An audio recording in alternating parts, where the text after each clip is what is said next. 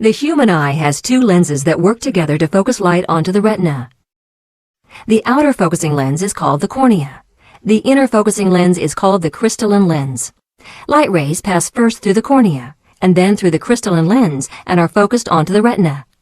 From the retina, these light rays are sent as electrical pulses to the brain, where our mind sees a picture of what's in front of us. The natural crystalline lens of the eye is made mostly of water and protein. For most of us, sometime in our 60s, 70s, or 80s, some of this protein will clump together, causing the natural lens inside the eye to become discolored and clouded. This clouding of the natural lens is called a cataract, and is usually a natural part of aging, but can also be hereditary or caused by disease or injury. When the natural lens gets clouded, light rays become scattered and no longer pass clearly through to the retina. At first, this cloudiness may affect only a small part of the lens, but over time, the cataract usually becomes larger, darker, and harder, and has a greater effect on vision. As cataracts develop, all objects, whether near or far, become blurred, and vision usually worsens. One of the results of developing a cataract is the loss of ability to see in low-light situations or at nighttime. Other signs of a cataract include hazy or blurred vision, colors that seem faded or not as bright as they once were, sensitivity to light, and frequent changes in eyeglass prescription.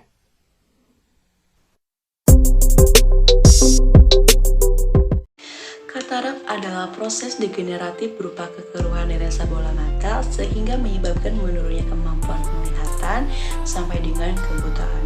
Kekeruhan ini disebabkan oleh terjadinya reaksi biokimia yang menyebabkan koagulasi protein lensa.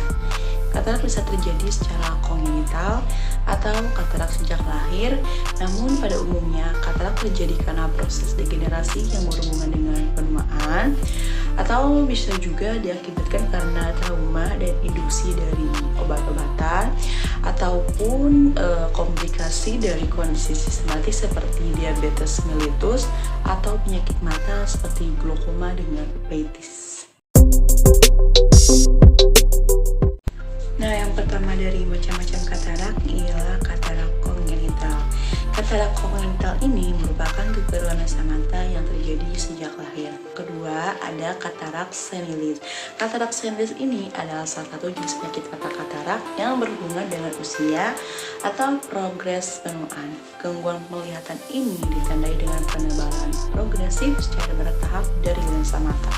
Yang ketiga ada katarak komplikata. Katarak komplikata merupakan katarak akibat penyakit mata lain seperti radang dan proses degenerasi seperti ablasi retina, retinitis pigmentosa, glaukoma, tumor intraokular, iskemia okular, nekrosis anterior segmen, ophthalmos akibat suatu trauma dan pasca bedah mata. Katarak komplikata dapat juga disebabkan oleh penyakit sistematik endokrin dan keracunan obat. Selanjutnya ada katarak traumatik. Katarak traumatik ini merupakan katarak yang muncul sebagai akibat cedera pada mata yang dapat membuat trauma perforasi ataupun tumpul yang terlihat sudah beberapa hari ataupun beberapa tahun. Satu lagi adalah katarak sekunder. Katarak sekunder adalah katarak yang terjadi akibat terbentuknya jaringan fibrosis pada sisa lensa yang tertinggal. Paling cepat keadaan ini terlihat sesudah 2 hari operasi ekek atau ekstraksi katarak ekstrakapsuler dan penanaman lensa di segmen posterior, atau katarak yang terjadi sesudah suatu trauma yang memecah lensa.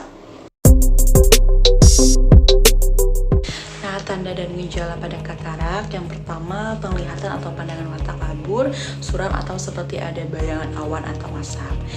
Terus ada lingkaran putih saat memandang sinar, membutuhkan cahaya terang untuk membaca atau ketika beraktivitas, sulit untuk melihat pada malam hari. Selanjutnya penglihatan semakin blur ya, walaupun sudah berganti-ganti ukuran kacamata. Selanjutnya sering mengganti kacamata atau lensa kotak karena ketidaknyamanan.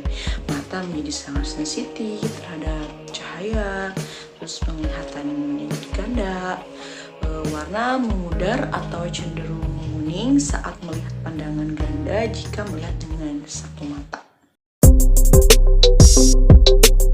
Penyebab timbulnya katarak dari awal sudah dikatakan bahwa penyebabnya itu proses degenerasi yang berkaitan dengan usia. Nah, selain itu juga ada proses radang, intraokular, infeksi dalam kandungan, trauma, dan juga faktor keturunan. Faktor risiko penyakit katarak ialah usia, diabetes mellitus, sejarah keluarga dengan katarak, pernah mengalami cedera atau radang pada mata, penggunaan kortikosteroid dalam jangka waktu lama, terkena sinar matahari secara berlebihan, terkena radiasi, dan juga merokok. Secara umum, penanganan katarak dapat dilakukan dengan 2 terapi yang tujuannya untuk melakukan pencegahan dan juga pengobatan. Caranya ialah pertama, terapi pencegahan katarak. Cara pencegahan penyakit katarak ini dapat dilakukan dengan mengurangi terpaparnya mata telanjang terhadap sinar ultraviolet, yaitu dengan selalu menggunakan kacamata tabir surya apabila Anda berada di tempat yang berpotensi menyebabkan kerusakan mata. Yang kedua ialah terapi bedah. Dalam terapi bedah ada operasi katarak. Operasi ini adalah jenis operasi umum yang dilakukan dengan mengangkat lensa yang keruh dan menggantinya dengan lensa bening yang baru. Pemulihan pasca operasi ini sekitar 2 minggu sejak melakukan operasi. Nah, yang kedua ada operasi laser katarak.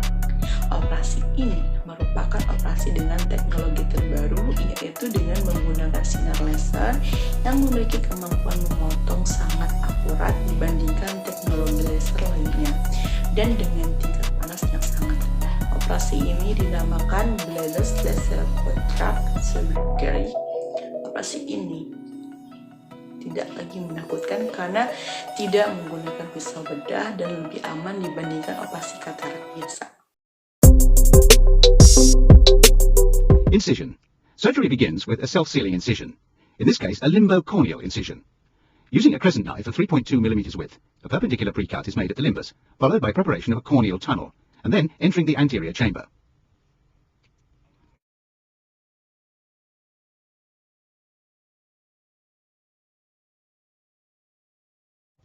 Injection of viscoelastic. A viscoelastic substance is injected into the anterior chamber to avoid chamber collapse during surgical manipulation.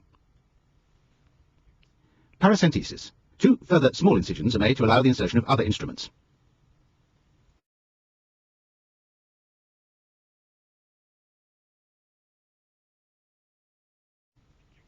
Capsulorhexis. The anterior capsule is opened with a bent needle, which is inserted through one incision. Capsulorhexis starts with a central puncture, followed by a radial cut. The capsular flap is pulled and lifted at its edge. The flap is then inverted and the rhexis torn circularly until completed.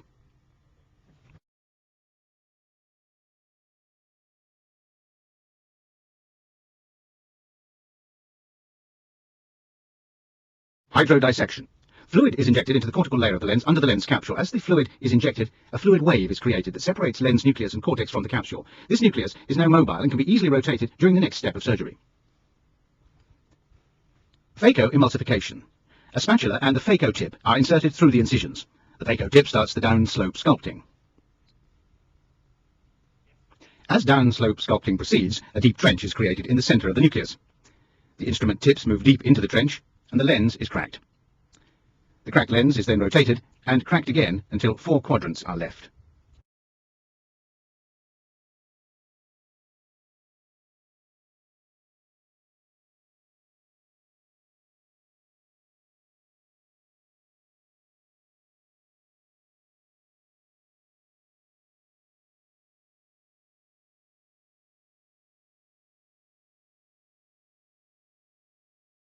The quadrants are then emulsified and aspirated one after the other. Care must be taken not to puncture the thin posterior lens capsule, since that could result in a prolapse of vitreous.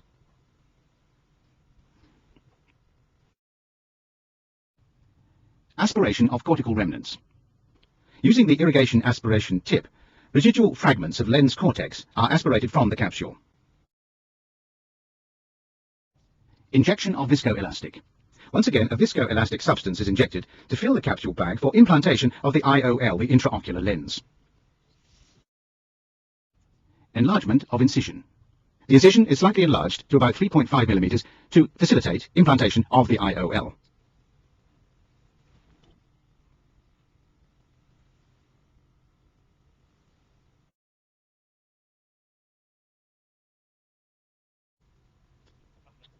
IOL folding. The IOL is folded before implantation. This allows implantation through a small incision.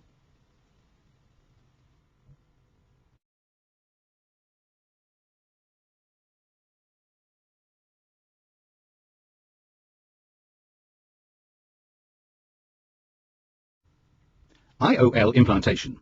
The folded IOL is inserted through the incision.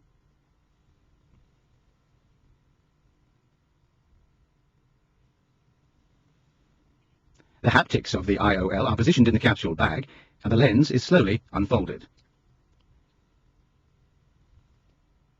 The optic of the IOL is also pushed into the bag. Aspiration of viscoelastic. Using the irrigation aspiration tip, the viscoelastic substance is finally removed, as well as residual lens fragments, leaving the IOL within the capsule bag. The incisions are self-sealing, so that no sutures are necessary.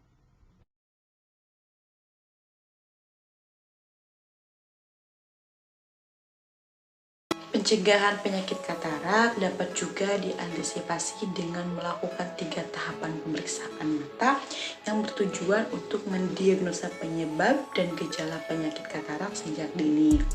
Di antaranya yang pertama ialah pemeriksaan mata atau tes ketajaman penglihatan. Pasien akan diperlihatkan sebuah papan huruf yang terdiri dari berbagai huruf besar hingga huruf kecil dan akan diminta untuk bacanya. Pemeriksaan seperti ini harus dilakukan minimal setahun sekali. Yang kedua ialah pemeriksaan lampu. Celah pemeriksaan ini menggunakan alat pembesar atau magnification dan bantuan cahaya. Alat ini digunakan untuk mendeteksi apabila adanya selaput atau benda kecil yang terdapat pada mata. Nah, yang terakhir adalah pemeriksaan retina mata. Pemeriksaan ini dilakukan dengan memberikan obat tetes mata yang berfungsi untuk membesarkan pupil mata dalam mengecek penyakit katarak tersebut.